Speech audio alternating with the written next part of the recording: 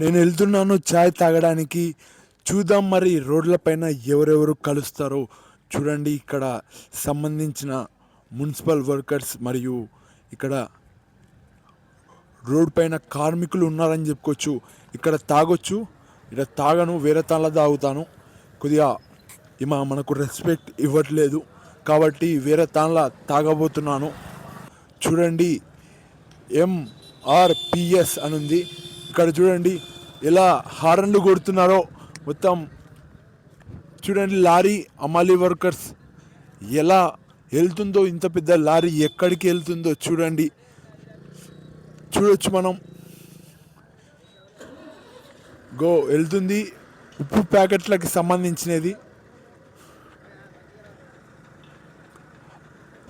చూడండి ఇక్కడ ఎలా ఉన్నారో. ఆటో మనిషి హారన్ కొట్టుకుంటా వచ్చాడని చెప్పుకోవచ్చు.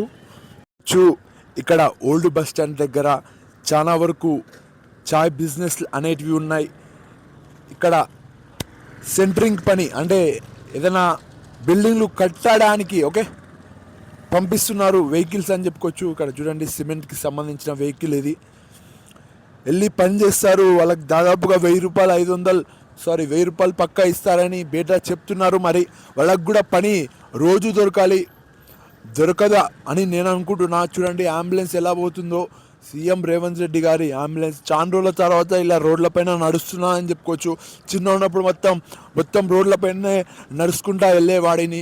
ఇక్కడ చూడండి ట్రాఫిక్కి సంబంధించిన సిగ్నల్లు ఎలా పెట్టారో చూడొచ్చు.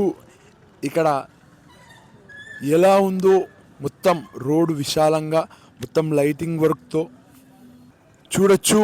సార్ ఇక్కడ మున్సిపాలిటీకి సంబంధించిన వ్యక్తి ఎలా ఫోటో తీస్తున్నాడో. ఎక్కడ క్లీన్ చేశారు అనే అడ్రస్ కూడా పడుతుంది, టైమింగ్ కూడా పడుతుంది చూడొచ్చు. ఇంతకుముందు టీ స్టాల్ అనేటివి ఎక్కువగా లేకుండే, కానీ ఇప్పుడు ప్రతి చోట టీ స్టాల్ అనేటివి వస్తున్నాయి. నా యూట్యూబ్ వీడియో తీస్తున్నా, ఇలా చూడొచ్చు. ఎందుకు ఏం తీస్తున్నావు అని అడగడం జరిగింది. ఇలా నేను కూడా వాళ్ళలాగానే పని చేస్తున్నాను. నాది వీడియో పని, వాళ్ళది ఊడ్చడం. అతని జవాన్ 1,00,000 రూపాయల దాకా రావచ్చు అతనికి. ఇప్పుడైతే చూడండి ఇక్కడ ఆటో మనిషి కూడా ఉన్నాడు. ఇక్కడ వాటర్ అనేది రోడ్ పైన ఆగిందని చెప్పుకోవచ్చు. చూడండి ఇక్కడ ఎలా ఉందో. మొత్తం చీకటిగా ఉంది. రాజమార్గ్లో ఏమీ కనపడట్లేదు. ఇక్కడ ఏటీఎం అనేది ఉంది. ఇక్కడ మనిషి ఉన్నాడు. ఇలా చీకటిగా ఉంది అని చెప్పుకోవచ్చు రాజమార్గ్. చూడండి ఆవులు ఎలా ఒకే తాన్లా ఉన్నాయో. గోమాతలు చాలా మంచివని చెప్పుకోవచ్చు. గోమాతలకి దూరంగా ఉండాలి. ఎప్పుడు ఏం చేస్తాయో గోమాతలకి తెలియదు.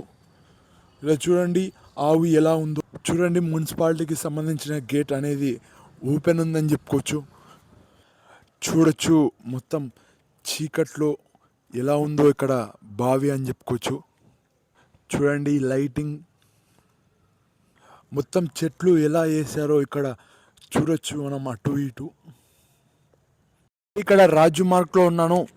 మొత్తం ఇక్కడ వచ్చేసి శిలలే ఉన్నాయని చెప్పుకోవచ్చు. అంటే ఏం శిలలు అంటే ఎవరైతే దేశానికి అంతో ఇంతో మంచి చేశారో వాళ్ళ బొమ్మలు ఏర్పాటు చేశారని చెప్పుకోవచ్చు. చూపిస్తాను ఎలా ఉన్నాయో బొమ్మలు. ఇక్కడ చాలా వరకు ఈ ఏరియాలోనే అటు ఇటు నడిచేది. మామూలుగా నేను నడిస్తే ఆగకుండా నడుస్తాను, అలా ఉండేది. ఎందుకంటే స్కూల్లో కానీ కాలేజీలో కానీ ఎక్కువగా నడుచుకుంటా పోయేవాడిని, పని చేసేవాడిని. చాలా వరకు కాళ్ళు కూడా చాలా నొప్పి ఇచ్చేటివి. చూడొచ్చు రాధాకృష్ణ, సర్వేపల్లి రాధాకృష్ణన్ అని ఇక్కడ ఒక విగ్రహం అనేది ఉందని చెప్పుకోవచ్చు. ఇలా మొత్తం విగ్రహాలే ఉన్నాయని చెప్పుకోవచ్చు. ఇలా స్ట్రెయిట్గా ఇక్కడ చూస్తే తెలంగాణ గ్రామీణ బ్యాంక్ అని ఉంది. ఇక్కడ జిమ్ కూడా ఉంది. చూడండి జిమ్ ఎలా ఉందో. ఇక్కడ చెత్త తీయడం జరిగింది. చూడండి ఇక్కడ ఎలా వెళ్తుందో బులెరో. చూడండి ఇక్కడ చెత్త మరియు ఓటర్ లిస్ట్ అనేటివి పడేయడం జరిగింది. ఇక్కడ చూడండి బ్యాంక్ అని చెప్పుకోవచ్చు, ఎస్బీఐ స్టేట్ బ్యాంక్.